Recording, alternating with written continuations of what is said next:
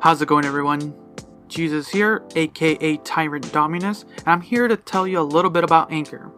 Anchor is the one-stop shop for recording, hosting, and distributing your podcast. And best of all, it's 100% free and ridiculously easy to use. And now Anchor can match you with great sponsors who want to advertise on your podcast. That means you can get paid to podcast right away. In fact, that's what I'm doing right now by reading this ad.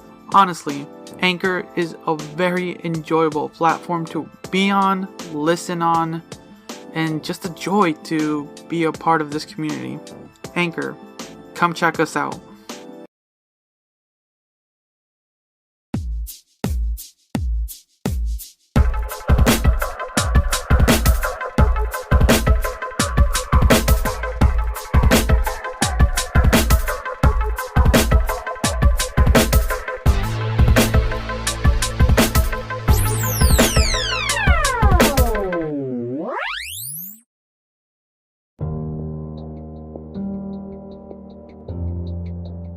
And welcome back to Reactioncast. It's your host Jesus, aka Tyrant Dominus, here to bring you another movie review. This time around, we're going to be talking about The Tomorrow War. This is the Amazon original movie featuring Chris Pratt. And so, let's get into it a little bit. So, if you've been seeing some of the trailers out there, this is a very interesting concept plot where, well, the future comes back to the past to recruit people to go into the future to fight. Yes. Yeah, it's weird. It's a weird concept. You would think people from the future would come to the past to figure out a way to stop it from happening, you know? So, yeah, it's a strange one. But the movie itself doesn't really explain that there's no way to stop it. You know, they don't try to find a solution for that. They're trying to kind of find a solution to stop it in the future. And okay, but they do have an interesting way to explain the time travel thing, and it makes sense there. So I give it a little credit there. Their explanation for the time travel makes sense. So we follow the character of, who is it? Dan Forrester, played by Chris Pratt. He does a wonderful job in this scene, where he's a biology teacher, a former Green Beret. I think that's how you Beret or Beret, and he has some family stuff, things like that. Your normal stuff you would have to have your character do development. His character overall through the whole movie works. There are little nitpicky things, but besides that, they don't really harm the way the story flows. Then itself, the thing that really delves for me, and I was as I was watching this movie with my brother, when it comes to like military like movies, my brother was in the military, so he always kind of nitpicks for the most part some military stuff, but it's fun to understand, mostly when it comes to concepts like this, where they send like civilians to the future to fight, and that doesn't make sense to me. And I was like, at least give them some training. And there's some stuff in there, but there are some fun characters. There's a very interesting, for sure, the aliens that they introduce in this film do a fantastic job to like exude terror to the audience. They are vile creatures. I'll explain a little bit of them later, probably in spoilers a little bit. But yeah, those things are monstrous. And when it comes to movies where like alien attack or whatever, like there has to, for me, there has to be some sense of why did they take over so fast.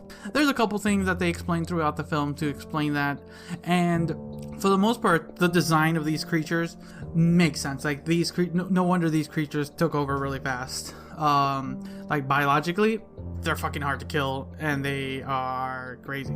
I'll explain more in spoilers, but man, these things are crazy, and hungry. But yeah, we follow Dan Foster as, you know, his days as a biology teacher, retired military, and then he gets, you know, time to get recruited to the future soldier system, whatever it's called. And along the way, you know, he's on a mission. It's interesting that they only do a tour of 7 days. It's interesting. Like I said, it's a very interesting concept for them. It's like, okay, so for me, it's like, okay, why are they only doing 7 days? But story-wise, it's kind of cool, and it works for plot purposes. But along the way, you know, they try to figure out this whole situation. Fight scene, the battle scenes, we'll go with battle action scenes, are pretty good. There's a lot of tense moments, mostly with fighting these. This film gives me a good Starship Trooper vibe. I would say that. I even actually mentioned that to my brother. This gives me Stormship Trooper vibes. If you enjoyed those types of films, this is right up your alley. It's like crazy great to see just, you know, humans fighting aliens that are like hugely overpowered for some biological sense.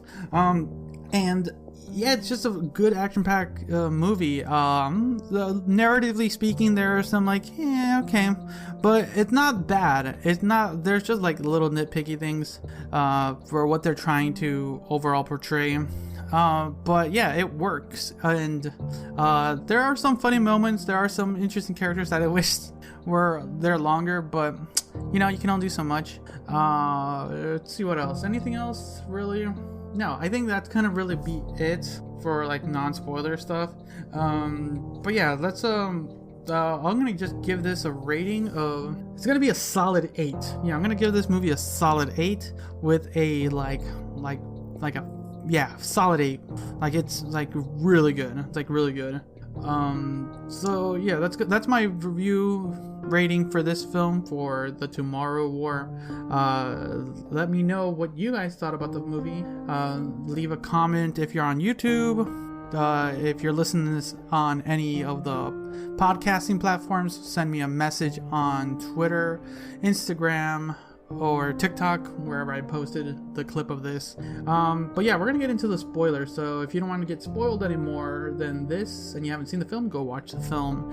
I'm gonna leave a little bit of moment here for any other people to stop listening, but come back if you've already watched the movie, because we're gonna talk spoilers. So, spoiler time. So the plot for our main character, Dan Foster, you know, it's like I said, it's aliens fighting. They're like called spikes. They're like these beastly, multi-armed, multi-tendrilled shooting behemoths, and they're like flying squirrels, and they're genetically like developed, like you find out at the end, because at some point there's like a moment like, oh, they've been underground. There's like some sense like they lived underground and stuff, but no, they're like genetic biological weapons that was crash landed on Earth and stuff like that. And at one point in time in the future, the snow thawed out and they escaped. That's kind of what they find out at the end of the film. But along the journey of Dan during the future times, he ends up meeting his daughter in the future. She's the one who developed this time travel technology where they kind of where, you know, like I mentioned, the way they explained it with like two rivers flowing and like time still continuing to move. I like that concept. It makes sense. It's very enjoyable to like conceptually, like, okay, yeah, that's why you can't go further back in time to save stuff, because eventually time will just keep moving forward. But yeah, along the way, there's moments when Dan has issues with his father. There's some notes during the beginning, notes like during the first act. You kind of get this like this family why can't I think of the word? The family, not dynamic, disturbance between Dan and his father, played by I forget the name of the father. Where is? Oh, there it is. By J.K. Simmons. Why can't I remember J.K. Simmons? He's fantastic. And it's been a while since I've seen him besides some other films, but yeah, it was good to see him in this film. He plays like this like father figure who left his mother, and this kind of goes through the concept of, yeah, I'm never gonna leave my family like how you left your family, and then come to find out that in the future, like when he's getting selected, he finds out, yeah, that you're gonna die in 7 years and stuff like that. Like, oh, what? We can't tell you how, but yeah, you're gonna die. But it turns out that when he talks to his future daughter, he kind of explains that, yeah, you never never felt fulfilled. You left mom, and you ended up divorcing and leaving, got in an accident, stuff like that. And then you guys are this whole moment, and it's kind of the same correlation to how him and his father are. So it kind of like, okay, so that's what you're going with in this film, which is not bad. It does a decent job like portraying that. So I don't give the movie any. But continue on these kind of like scenes where they're trying to capture a female like moments, like I said before, that gave me the Stormtrooper vibe, where they're fighting it, trying to keep it docile. The moment where they're trying to do the biological thing, and then when you think the movie's kind of over, you get the next part where they kind of have to go to Russia to kill the origin and stuff like that. Yeah, overall, yeah, like I said, there's a few little moments that are like, okay, CGI is pretty decent, like it's really decently good, and not like decent like, okay, no, there's like yeah, okay, because we were watching this in like, I think it was in 4K or like high definition, like 2K, but yeah, it was like good. There's like moments that yeah, you were like, what? When the first time you see the spikes, man, those things are like ferocious. Like they even told them like, yeah, if we show the public what these things, no one's gonna sign up. But yeah, those are my full thoughts of the entire movie of The Tomorrow. Strange title, interesting plot and concept, works out really well. Great performance by Chris Pratt. And who is the name of future daughter? Is it, Yoni Starostrovsky? I think that's her name. I probably butchered it. I'm sorry. But yeah, those are my full thoughts on The Tomorrow War.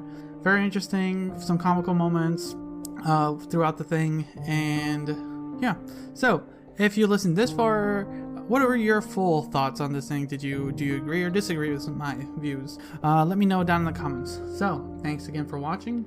Until next time, see ya.